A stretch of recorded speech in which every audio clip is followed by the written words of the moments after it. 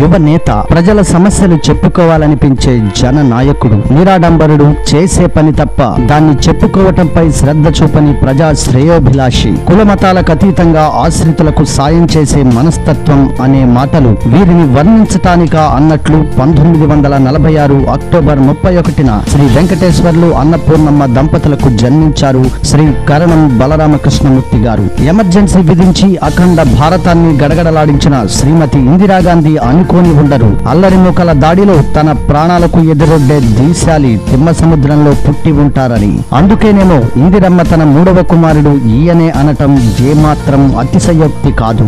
ఆచార్య NG Ranga యొక్క అభిమానిగా వీరికి రాజకీయాసక్తి ఏర్పడినప్పటికీ సంజయ్ గాంధీ ప్రవేశపెట్టిన పంచతంత్రం పథకం వీరిని యువజన కాంగ్రెస్ లో చేరేలా చేసింది. క్రియాశీల రాజకీయాల్లో పాల్గొంటున్న తొలి నాళ్లలోనే 1977లో జిల్లా యూత్ కాంగ్రెస్ పదవి వరించటం, 1978లో అద్దంకి నియోజకవర్గం నుంచి శాసనసభకు ఎన్నిక కావటం చకచకా జరిగిపోయాయి. 1979లో వీరి అద్భుత కృషికి జిల్లా కాంగ్రెస్ అధ్యక్షునిగా పదోన్నతి కలిగింది. 1985లో తెలుగుదేశం పార్టీలో చేరటం వారి రాజకీయ ప్రస్థానంలో ప్రముఖ మైలురాయి. ప్రకాశం జిల్లాలో తెలుగుదేశం పార్టీకి వెన్ను దన్నుగా ఉంటూ గెలిచిన నాటి నుంచి సమస్యల పట్ల విశేష పోరు చేశారు కరణం బలరాం గారు. పాలనలో వీరు రైతాంగం పట్ల చూపిన శ్రద్ధ అమితమైనది. స్వతహాగా రైతు కుటుంబం నుంచి వచ్చిన వీరికి రైతు సమస్యల పట్ల అమోఘమైన అవగాహన ఏర్పడింది. అందుకేనేమో భరతమాత అన్నార్తిని తీర్చటానికి ఆరుగాలం పుడమి తల్లికి తన కాయ కష్టంతో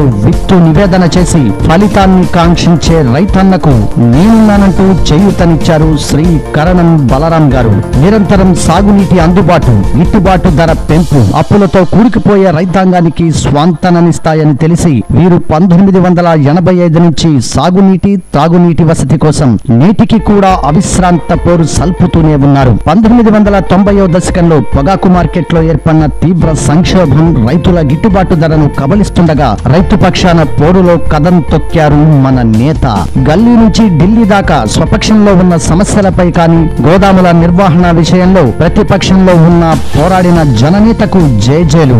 అప్పటి ఉద్యమ పదగతులను సహచర నాయకులు సైతం వేణోళ్లు పొగిడారు. అదే క్రమంలో తెలుగుదేశం పార్టీలో 1991లో జిల్లా అధ్యక్షులుగా అవిశ్రాంత పోరు చేశారు. 1999లో ఒంగోలు నుంచి లోక్సభ సభ్యునిగా ఎన్నికై దేశ రాజకీయాలలో తన మార్కు రాజకీయాలతో 2000వ సంవత్సరంలో టీడీపీ పార్లమెంటరీ పార్టీ కోశాధికారిగా నియమితులయ్యారు. 2004లో అద్దంకి నుంచి ఎమ్మెల్యేగా ఎన్నికయ్యారు. అలా వీరు 4 దశాబ్దాల సుదీర్ఘ రాజకీయ జీవితంలో 4 సార్లు ఎమ్మెల్యేగా, ఒకసారి ఎంపీగా ఎన్నికయ్యారు. మోకాళ్లలోతో బురద, పరిగెత్తే సంగతి దేవుడెరుగు, నడిస్తే చాలు నాయన అనుకునే ఆ రోజులలో ప్రజల సమస్యలు తీరాలంటే ప్రతి ఇంటికి అప్రోచ్ రోడ్లు ఉండాలని కాంక్షించిన నాటి ఇంజనీర్ మన బలరాం గారు. మోడల్ విలేజ్ అనే పదం వ్యావహారికంలోకి రాకముందే తిమ్మసముద్రంలోని ప్రతి రోడ్డును ఆధునికీకరించి అద్భుత హంగులతో గ్రామం రూపొందటానికి వీరు చేసిన కృషి అనిర్వచనీయం, ఆదరణీయం, దార్శనికం. అలా వారు తన పుట్టిన ఊరు రుణం తీర్చుకోవటంలో కృతకృత్యులయ్యారు. ఒకానొక దశలో 39 ప్రాజెక్టులు జిల్లాకు మంజూరు కాగా వీటిలో 19కి పైగా కేవలం మార్టూరు సెగ్మెంట్ కు తీసుకురావటమే వీరి అసమాన కార్యదీక్షకు తార్కాణం. అవే ఈ రోజు మార్టూరు నియోజకవర్గ రైతన్నల మారుమూల ఆయకట్టుకు సైతం సాగునీరు, వర్షాధారం కాకుండా చేయటం ఈ అపర భగీరథుడి దీర్ఘ దృష్టికి తార్కాణాలు. గుండ్లకమ్మ బ్రిడ్జి, ఇది సమాజం పట్ల, వారి సమస్యల పట్ల వీరికున్న ప్రేమకు నిదర్శనం. నాడు పడిన చిరు చినుకులు సైతం దర్శి, అద్దంకి, కురిచేడు పరిసర ప్రాంతాలను జల సంద్రంగా మార్చి రాకపోకలను సైతం నిలువరించే గుండ్లకమ్మ వాగుపై వీరి హయాంలో నిర్మించిన బ్రిడ్జి వందల గ్రామాల పైన రాకపోకలకు సహాయపడింది. గుండ్లకమ్మ, రామతీర్థ ప్రాజెక్టుల ఏర్పాటులో వీరి విశేష కృషి జగద్వితమే. సాగునీటి ప్రాజెక్టుల నిర్మాణమే కాకుండా వాటి వల్ల నిర్వాసితులై ఉపాధి కోల్పోయిన రైతాంగం తరపున పోరి జైలుకు సైతం వెళ్లిన ధీశాలి. అందరూ ముద్దుగా ప్రకాశం జిల్లా టైగర్ అని పిలుచుకునే నాయకుడు బలరాం గారు.